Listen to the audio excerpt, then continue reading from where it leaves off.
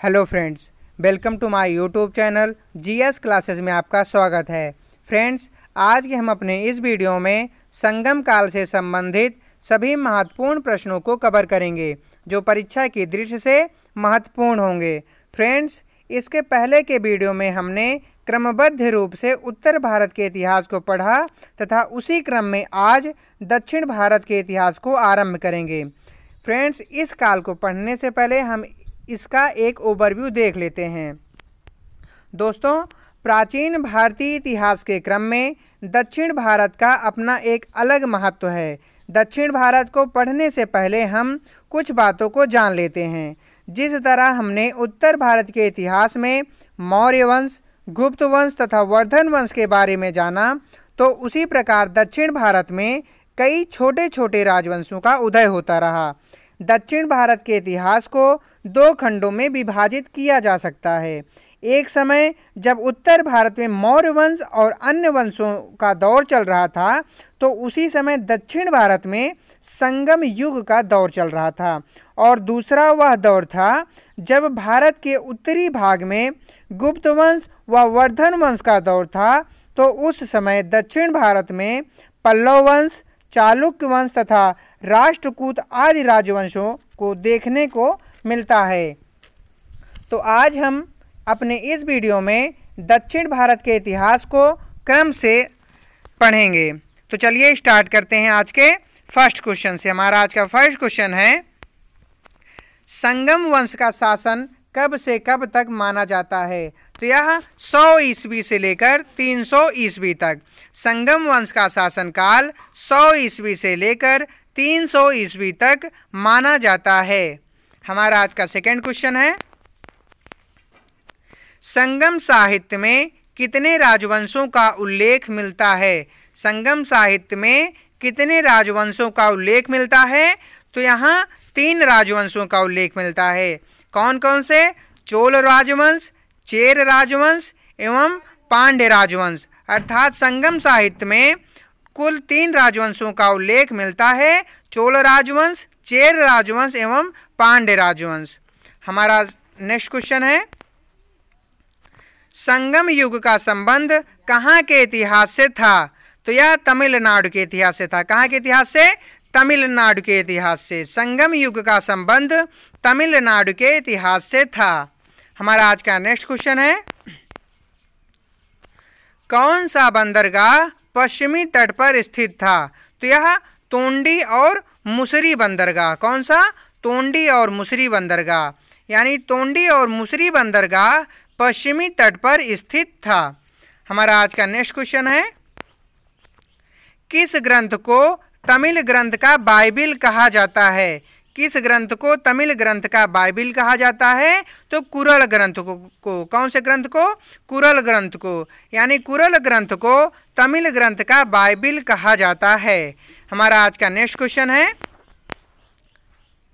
संगम युग में उरैयूर किस लिए विख्यात था? संगम युग में उरैयूर किस लिए विख्यात था? तो यह कपास के व्यापार के लिए। किसके लिए? कपास के व्यापार के लिए। यानी संगम युग में उरैयूर कपास के व्यापार के लिए विख्यात था। हमारा आज का नेक्स्ट क्वेश्चन है, किस नदी को पांड्य राज की जीवन रेखा नदी के नाम से जाना जाता है? किस नदी को पांड्य राज की जीवन रेखा नदी के नाम से जाना जाता है? तो यह बेंगी नदी को। कौन सी नदी को? बेंगी नदी को। यानी बेंगी नदी को पांड्य राज्य की जीवन रेखा नदी के नाम से जाना जाता है। हमारा आज का नेक्स्ट क्वेश्चन है, पांड्य राज की राजकीय चिन्ह क्या थी? पांड्य राज्य की राजकीय चिन्ह क्या थी? तो यह मछली थी। क्या? मछली। यानी पांड्य राज्य की राजकीय चिन्ह मछली थी। हमारा आज का नेक्स्ट क्वेश्चन है, पांड्यों की राजधानी थी। पांड्यों की राजधानी क्या थी? तो यह मदुरई थी। क्या? मदुरई। यानी पांड्यों की राजधानी मदुरई थी। हमारा आज का नेक्स्ट क्वेश्चन है, संगम कालीन साहित्य में कोन, को और मन्नन प्रयुक्त होता था? संगम कालीन साहित्य में कोन, को और मन्नन प्रयुक्त होता था। तो यह किसके लिए प्रयुक्त होता था? राजा के लिए। किसके लिए? राजा के लिए। यानी कोन, को और मन्नन राजा के लिए प्रयुक्त होता था। हमारा आज का नेक्स्ट क्वेश्चन है, द्वितीय संगम का आयोजन किस स्थान पर किया गया था? द्वितीय संगम का आयोजन किस स्थान पर किया गया था? तो यह कपाटपुरम स्थान पर। कौन से स्थान पर? कपाटपुरम स्थान पर। द्वितीय संगम का आयोजन कपाटपुरम स्थान पर किया गया था। फ्रेंड्स, संगम का अर्थ तमिल भाषा में सभा से लिया गया है। इस काल में मुख्यतः पांड्य राजाओं के संरक्षण में कुल 3 संगमों का आयोजन किया जाता है, जिसमें पहले और तीसरे संगम का आयोजन मदुरई में होता है, तो वहीं दूसरे संगम का आयोजन कपाटपुरम में देखने को मिलता है। हमारा आज का नेक्स्ट क्वेश्चन है, तृतीय संगम सभा की अध्यक्षता किसके द्वारा की गई थी? तृतीय संगम सभा की अध्यक्षता किसके द्वारा की गई थी? तो यह नक्कीरर के द्वारा। किसके द्वारा? नक्कीरर के द्वारा। यानी तृतीय संगम सभा की अध्यक्षता नक्कीरर के द्वारा की गई थी। इस काल में मुख्यतः 3 संगमों का आयोजन किया जाता है। पहले एवं दूसरे संगम की अध्यक्षता अगस्त ऋषि द्वारा की जाती है, तो वहीं तीसरे संगम की आयोजन नक्कीरर की अध्यक्षता में आयोजित की जाती है। हमारा आज का नेक्स्ट क्वेश्चन है,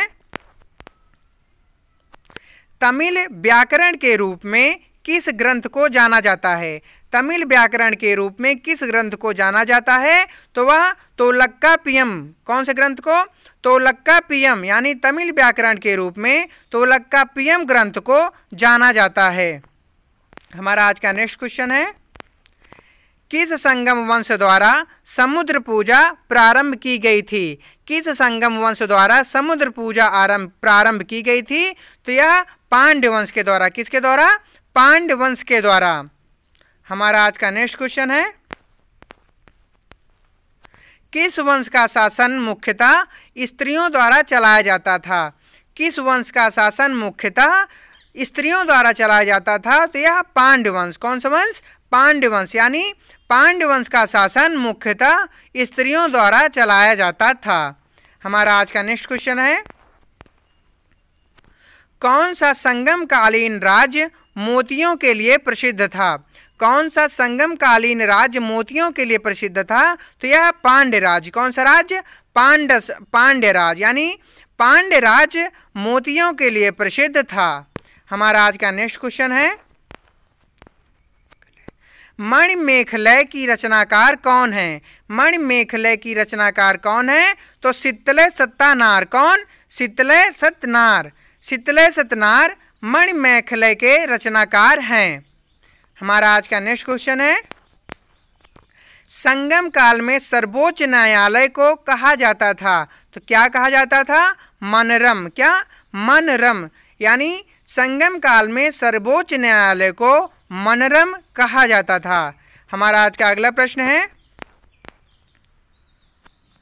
तमिलों का सबसे महत्वपूर्ण एक प्राचीन देवता है। तमिलों का सबसे महत्वपूर्ण एक प्राचीन देवता कौन है? तो मुरुगन है। कौन? मुरुगन अर्थात कार्तिकेय। तमिलों का सबसे महत्वपूर्ण एक प्राचीन देवता मुरुगन है। हमारा आज का नेक्स्ट क्वेश्चन है, संगम काल में वीर रस की कविताओं को कहा जाता था। तो क्या कहा जाता था? पूरम। क्या? पूरम। यानी संगम काल में वीर रस की कविताओं को पूरम कहा जाता था। पूरम। हमारा आज का अगला प्रश्न है, भारत की संस्कृति एवं परंपरा के संबंध में कलारीपयट्टू क्या है? भारत की संस्कृति एवं परंपरा के संबंध में कलारीपयट्टू क्या है? तो यह एक प्राचीन मार्शल कला है और दक्षिण भारत के कुछ हिस्सों में जीवंत परंपरा है। यह एक प्राचीन मार्शल कला है और दक्षिण भारत के कुछ हिस्सों में जीवंत परंपरा है। क्या? कलारीपयट्टू। कलारीपयट्टू एक प्राचीन मार्शल कला है और दक्षिण भारत के कुछ हिस्सों में जीवंत परंपरा है। हमारा आज का अगला प्रश्न है, चोलों की राजधानी क्या थी? चोलों की राजधानी क्या थी?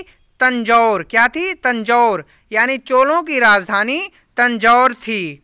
हमारा आज का अगला प्रश्न है, कदंब राजाओं की राजधानी थी। कदम्ब राजाओं की राजधानी क्या थी? वनवासी। क्या? वनवासी। यानी कदम्ब राजाओं की राजधानी वनवासी थी।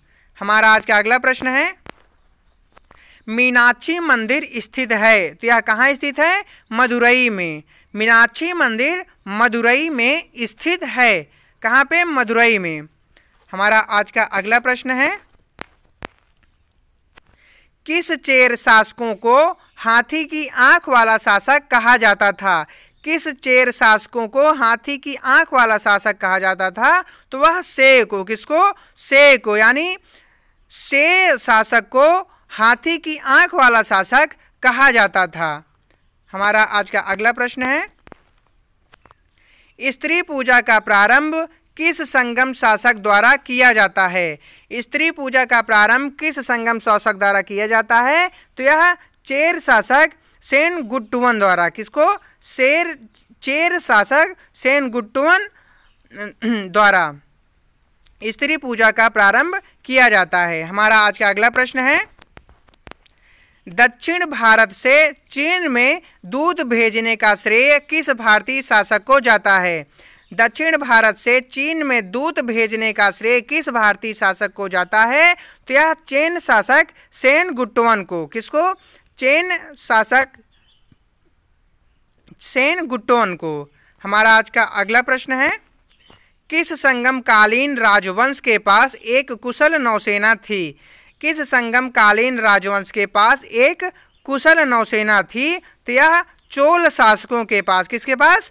चोल शासकों के पास, यानी चोल शासकों के पास एक कुशल नौसेना थी। हमारा आज का अगला प्रश्न है, चोलों का प्रतीक चिन्ह था। चोलों का प्रतीक चिन्ह क्या था? तो यह बाघ था। क्या? बाघ। संगम काल में कुल 3 राजवंशों का शासन देखने को मिलता है, चोल राजवंश, चेर राजवंश एवं पांड्य राजवंश, जिसमें सभी राजवंशों का अपना अलग अलग प्रतीक चिन्ह था। चेर राजवंशों का प्रतीक चिन्ह धनुष बाण था, तो वहीं चोल एवं पांड्य राज्यों का प्रतीक चिन्ह क्रमशः बाघ एवं मछली थी। हमारा आज का लास्ट प्रश्न है, संगम काल में किस देश के साथ व्यापार उन्नत अवस्था में था? माफ कीजिएगा, अभी हमारा 5 और प्रश्न है। संगम काल में किस देश के साथ व्यापार उन्नत अवस्था में था? तो यह रोम था। क्या? रोम। यानी संगम काल में रोम देश के साथ व्यापार उन्नत अवस्था में था। हमारा आज का अगला प्रश्न है, मोहिनीअट्टम किस राज्य का लोक नृत्य था? मोहिनीअट्टम किस राज्य का लोक नृत्य है? तो यह केरल का। कहाँ का? केरल का। यानी मोहिनीअट्टम केरल राज्य का लोक नृत्य है। हमारा आज का अगला प्रश्न है, यक्षगान किस राज्य का लोक नृत्य है? यक्षगान किस राज्य का लोक नृत्य है? तो यह कर्नाटक का। कौन से राज्य का? कर्नाटक का। यानी यक्षगान कर्नाटक राज्य का लोक नृत्य है। हमारा आज का अगला प्रश्न है, आदि शंकर जो बाद में शंकराचार्य बने का जन्म हुआ था? तो यह कहाँ हुआ था? केरल में। आदि शंकराचार्य जो बाद में शंकराचार्य बने थे, उनका जन्म केरल में हुआ था। हमारा आज का अगला प्रश्न है, शंकराचार्य ने भारत के विभिन्न क्षेत्रों में 4 धाम स्थापित किए। शंकराचार्य ने भारत के विभिन्न क्षेत्रों में 4 धाम स्थापित किए, जो निम्न हैं। पहला धाम श्रृंगेरी, दूसरा द्वारका, तीसरा पुरी एवं चौथा ज्योतिर्मठ। श्रृंगेरी कर्नाटक में स्थित है, द्वारका गुजरात में, पुरी उड़ीसा में एवं ज्योतिर्मठ उत्तराखंड में स्थित है। हमारा आज का अगला प्रश्न है, लाल चेर के नाम से प्रसिद्ध वह चेर राजा कौन था जिसने कर्णगी के मंदिर का निर्माण कराया था? तो यह सेनगुट्टुवन थे। कौन? सेनगुट्टुवन। यानी लाल चेर के नाम से वह प्रसिद्ध राजा सेनगुट्टुवन थे, जिसने कर्णगी के मंदिर का निर्माण कराया था। फ्रेंड्स, अगर आपको हमारा यह वीडियो अच्छा लगा हो तो प्लीज़ लाइक कीजिएगा, और अगर आप हमारे चैनल पर नए हैं तो प्लीज़ सब्सक्राइब कीजिएगा और बेल आइकन को ज़रूर प्रेस कीजिएगा, ताकि आपको हमारे आने वाले वीडियो का नोटिफिकेशन सबसे पहले मिल सके। धन्यवाद। जय हिंद।